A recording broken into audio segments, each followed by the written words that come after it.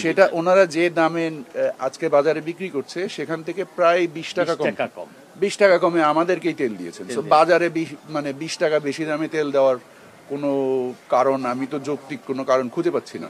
গতকালই তো আমরা কিনেছি ওনাদের কাছ থেকে 50 লক্ষ লিটার তেল কিনেছি, 1-2 লিটার না তো। তো 50 লক্ষ লিটার তেল যদি টেন্ডারে 20 টাকা কমে আমরা কিনতে পারি, তাহলে বাজারে কেন এত বেশি দামে বিক্রি হবে? এর তো কোনো যৌক্তিক কারণ আমি খুঁজে পাচ্ছি না। নিয়ন্ত্রণ আছে কি নেই সেটা আমাদের পদক্ষেপের মাধ্যমে জানতে পারবেন। নিশ্চয়ই আছে। আমি তো বললাম আপনাকে, আপনারা কতক্ষণ আগে জেনেছেন? আমি আধা ঘন্টা আগে জেনেছি। আপনি রাতে জেনেছেন, আমি আধা ঘন্টা আগে জেনেছি। একটু ব্যবসায়ীদেরকে প্রশ্ন করেন। আমরা আমাদের পদক্ষেপগুলো তো নিব, আমরা তো আলোচনায় বসছি। এটা তো আর মানে মার্কেটে যে তরল নিয়ে যুদ্ধ করার জিনিস না।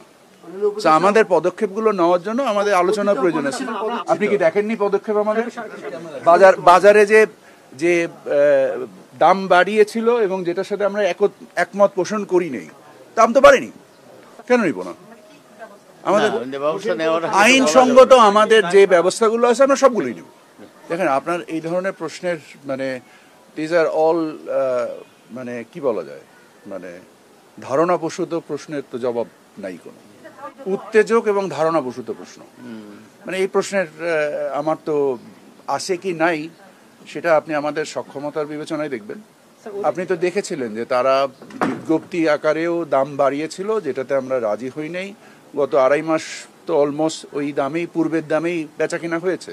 এবং যদি যৌক্তিক কোনো কারণ থাকে বাড়ানোর, আমরা we are happy to discuss. কারণ আমরা তো সরবরাহ ব্যবস্থাকে গতিশীল রাখতে চাই, আমরা তো সরবরাহ ব্যবস্থাকে বিঘ্নিত করতে চাই না। কিন্তু সেটা যেহেতু মানে আইনগত ভিত্তিতে এবং যে মানে কাস্টমারি যে প্র্যাকটিসটা ছিল তার মাধ্যমে এতদিন ধরে নির্ধারিত হয়েছে, ইনশাল্লাহ আমরা সেইভাবে সমাধান করব। না, আমরা এখনো সিদ্ধান্ত নিইনি। আমরা ডাকবো কি আমরা আমাদের ব্যবস্থা নিব সেটা আমাদের আলোচনার মাধ্যমে, সিদ্ধান্ত গ্রহণের মাধ্যমে আপনারা জানতে পারবেন। সব কিছুই ভালো প্রিপারেশন আছে।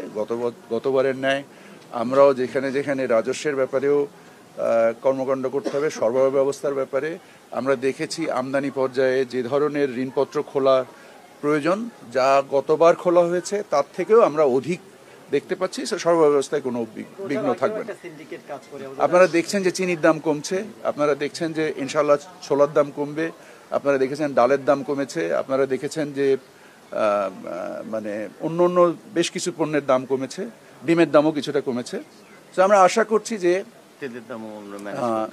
আশা করি ইনশাল্লাহ আমরাও জিনিসটা শুনবো, বুঝবো, বুঝে যৌক্তিক যদি যে সমাধান সেটাতেই যাব। অযৌক্তিক কোনো সমাধান আমরা মানব না।